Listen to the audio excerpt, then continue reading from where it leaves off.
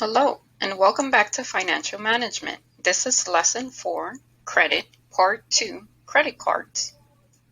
In this lesson, we will be covering how credit cards make money for credit card companies and how APRs or interest is calculated.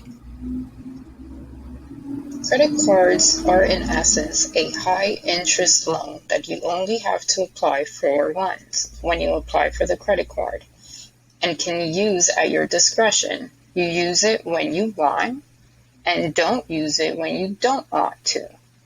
What do I mean by high interest? When you have an interest rate at 16 to 29% and made a purchase of $100, that $100 TV you bought ends up costing you $116 to $129. Remember, your goal is to use your credit, build your credit in a way that has the bank making the least amount of money possible off of you. Let's watch this video to see how.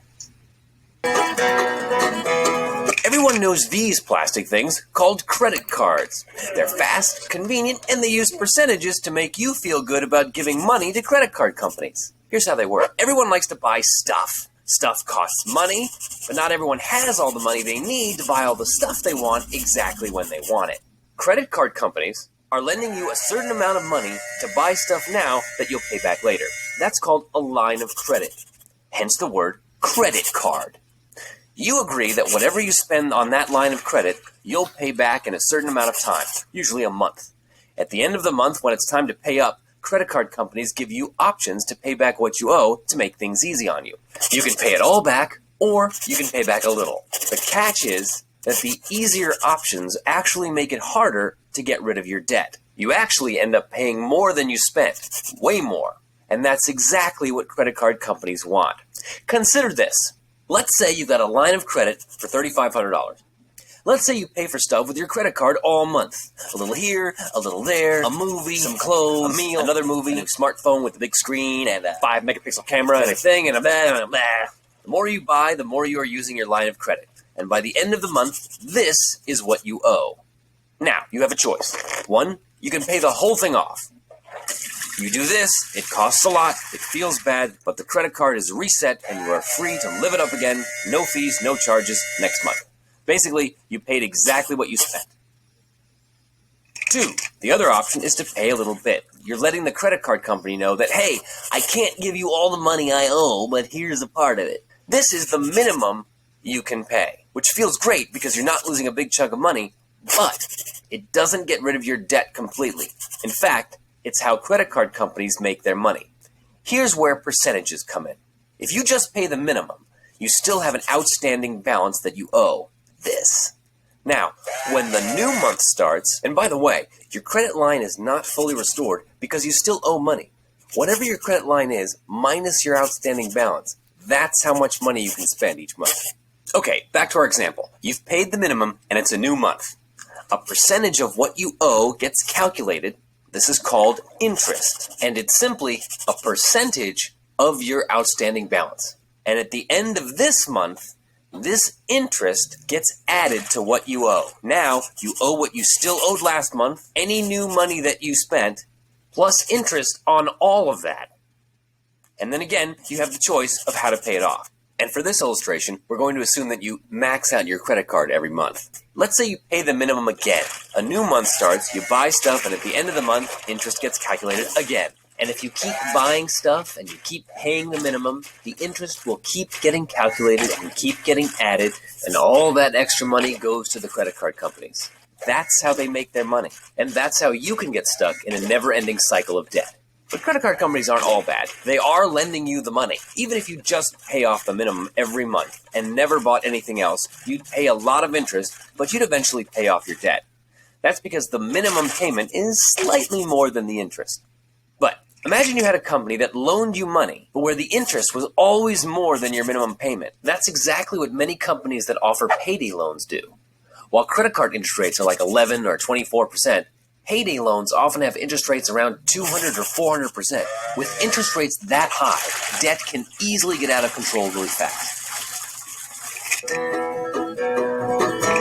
Stay away from companies that offer quick cash loans because their ridiculously high interest rates can trap you in a cycle of never-ending debt.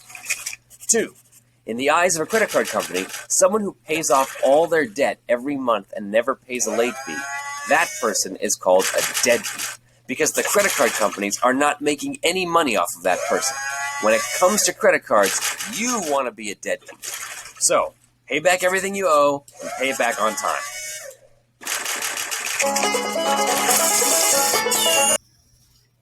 So, what does APR mean exactly? APR is an annual percentage rate that is based on your credit score, and the equation is based on the below.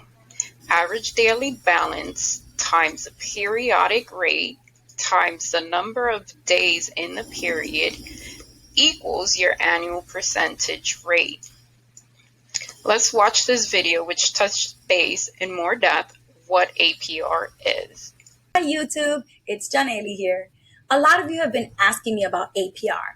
What is APR? How does APR work? Do I get to choose my own APR? Does my APR affect my credit score? So let's jump in. APR stands for annual percentage rate, and it's used to calculate how much interest you're going to pay each month. Now, I know that's misleading because it says annual, but stick with me here. If you pay back your entire credit card balance on time each month, not just the minimum, then you won't pay any interest. So APR is not going to matter to you at all. This is what we should all be doing. Credit card companies call people like this freeloaders because you never let them get an extra penny off you. But if you choose to carry over a remaining balance from one month to the next month, then APR is a big deal to you. You're going to be called a revolver because just like a revolving door, you're going to let credit card companies make more and more money off you each month. Now, the APR is determined by your credit card company based on your credit score and your credit report when you apply for credit. The better your credit score is, then the lower the APR is going to be, which means you'll pay less interest fees over time. But the lower your credit score is, then the higher your APR is going to be, which means you'll be paying more interest over time. If you're not sure what your APR is, you can check out the fine print on your credit card statement, or you could just call up your credit card issuer and ask them over the phone. Even though APR stands for annual percentage rate, the credit card companies actually calculate it daily, and then they add up all the days in the month and put that number on your bill.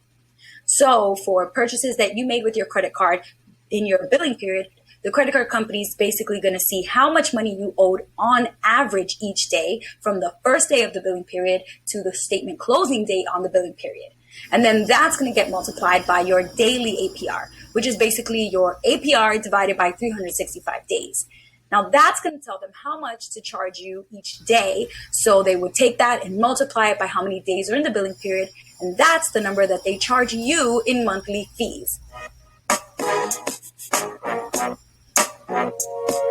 If this formula is confusing for you, then just make sure that you understand the concept. Now, when you're shopping around for credit cards, you really want to make sure you build up your credit as much as you can so that you can qualify for the best interest rates. That means that you'll get the lowest possible APR. Because remember, the average APR is about 15%.